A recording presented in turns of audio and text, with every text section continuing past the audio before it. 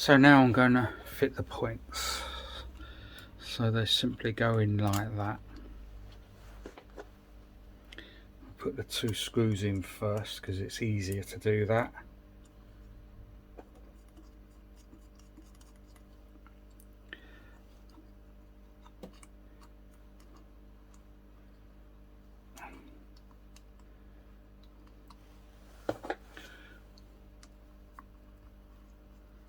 Okay, well, I'll leave them loose. Then I put a tiny dab of grease on here and on this washer, just a tiny dab. And this goes on. So before we put that on, you put this insulator on. Insulating washer, and the spring goes over there because you don't want the spring to touch earth.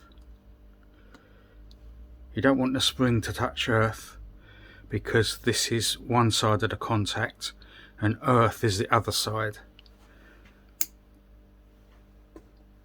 So then you just put the 2 terminals on like that,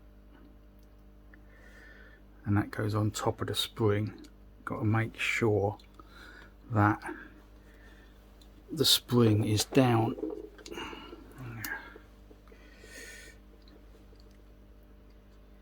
Make sure that spring is down, and make sure the top hats go in properly like that. Because if they don't go in properly, then it will never work because it will be shorting out.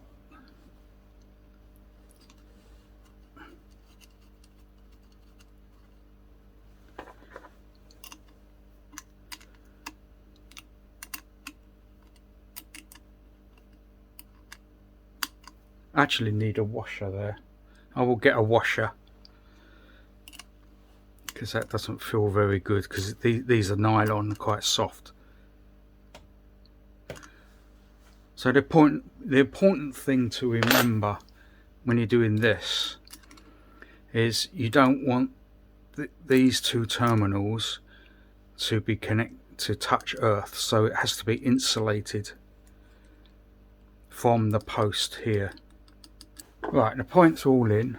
I put a washer under there, which is much better, and I just put that wire on. So now I need to set the point gap, and it should be 15 thou, and that's a 15 thou feeler. So you turn it, when it's in the car, obviously you have to turn the engine until it's right on the top of the cam there, and then you can just open the points by moving it like that. Put the feeler in, and then just do this up. So that's done now. That's 15 thou. And then the final thing to do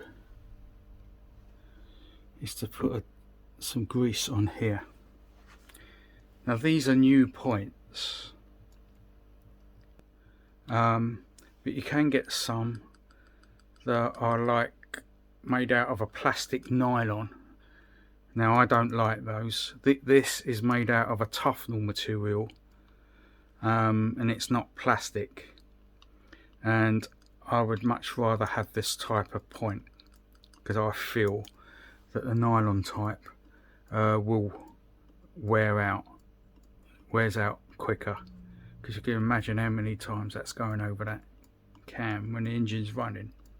I was talking to Elliot Morris the other day on the internet, and he mentioned that these condensers with the orange lead are very poor quality, and as you can see the wire is quite loose in here. That should all be sealed up properly, so you know, I've given up on this one. Now I've never known how these work. I know it's something to do with a spark here, so I've been on the internet and researched it, looks at lots of YouTube videos and everything, and articles online, and this is basically a capacitor, so it gets charged up. So when the points are open, the electricity can't run across the points, so the electricity runs into the capacitor and it charges it up.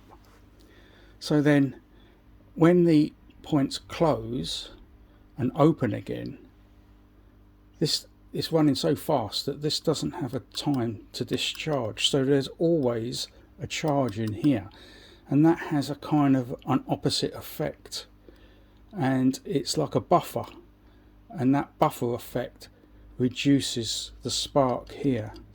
And they're also talking on the internet that there's ways of telling whether this is not enough capacitance or too much capacitance, depending on which side the pip is on these points, because they always wear a pip one side and a crater the other side. So I can't remember the exact way round it is, but you can actually fine tune these. Another good tip is to always carry a spare condenser, but you don't actually have to fiddle around on the side of the road if it fouls, because you don't even have to open the distributor cap, because this could be connected anywhere between earth and the coil, this terminal or the coil terminal. So all you need is one of these with two crocodile clips on it, and then it's literally a 30-second job just to clip another capacitor on the outside, and that will probably get you home. So I thought that's a very good tip, so that's what I'm going to be doing. I'll make something up so it's easy to fit it, even if you have to cut this wire to disconnect this altogether. It should still work as long as it's connected to this wire and earth. I found a good way of remembering which way round the crater is and the pip is. So it goes that if the negative terminal of the points is negative, then the condenser is negative. So what that means is that on these cars, the negative terminal is the moving one that is connected to the coil. So if that has a crater, then that means the condenser is too small, it needs more capacitance. I've also learnt how these can be tested. So what you do is you get a multimeter and you set it to ohms. That's resistance. Now in this multimeter there's two AAA batteries, so that's 3 volts, and it uses that voltage to calculate the resistance. So what you can do with these is you can charge them up by using that. So you just charge them up, and is this the right way? Yeah, so the earth is the positive on these cars, so you just charge them up like that, and as you can see, it's going up gradually. But what should happen is it should go to infinity, what they say infinity, or it should go to overload. So as you can see, it's still going up. Now when I test this one, it's going up, and then it goes to overload, which means it's more resistance than the meter can read. So now I do this one. I don't know what these are. These are all unknown.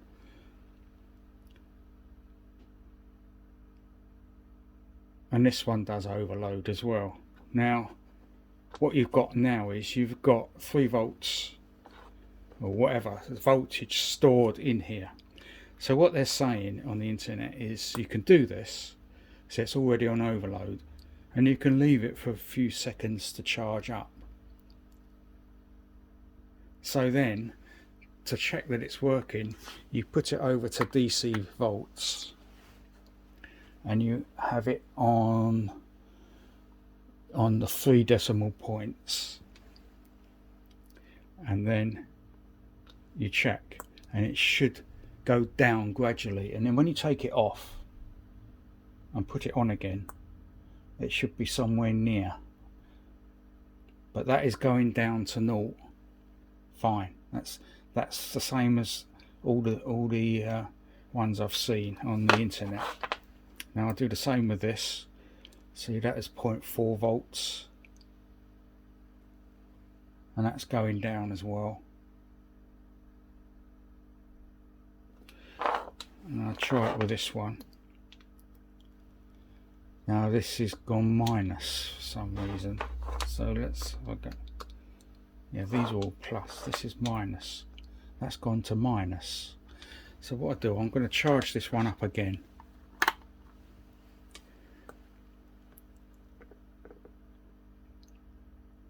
Yes, it's gradually going up.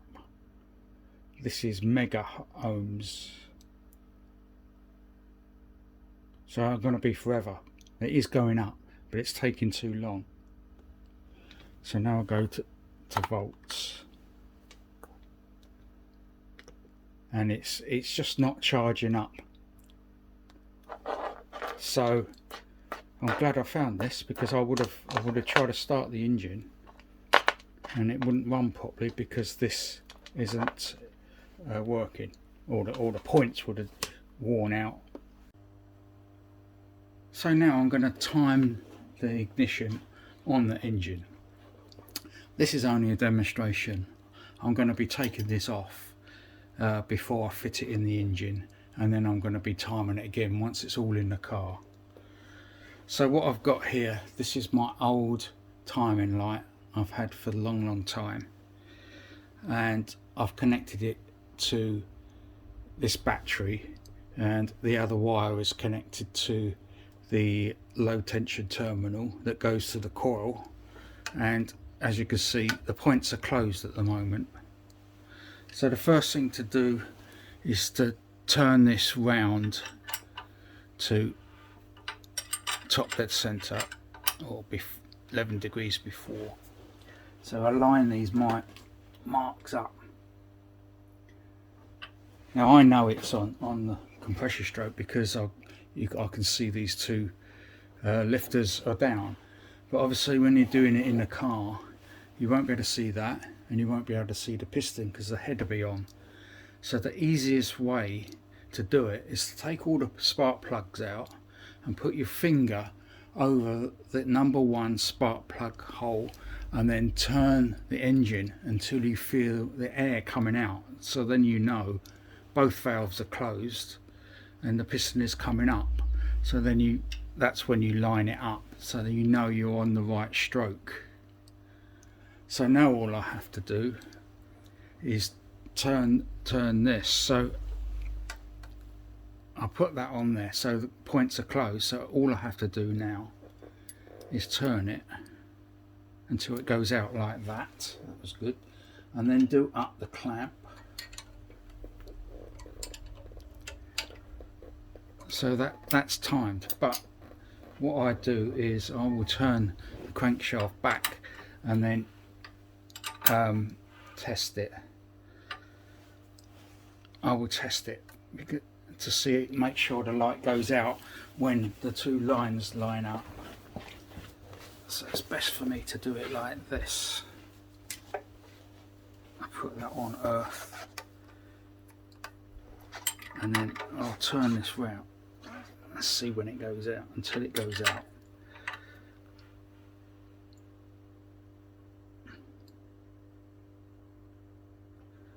And that is actually in line. I don't know, you probably can't see that, but that is in line. Sometimes it's not, so then you have to readjust that. And it's simple as that. It's a really simple job to do the static timing on an engine, and this applies to all engines. So that's it. That's how you time an engine. There is another way of timing the engine, and that is dynamically with a strobe light, and you shine it on the two marks. One end goes on your spark plug and the other end goes on the spark lead, and you shine it on, and then when you rev the engine you can see the mark going up. the problem with this is you need to do it in the dark. It's not very good. I have got another one that you plug into electricity, and I forget how it works now, but you get a better light. So I will use that when it's all running and check that the mechanical advance is working together with the vacuum advance as well. So that is the end of this video. Thank you for watching, and I hope to see you next time.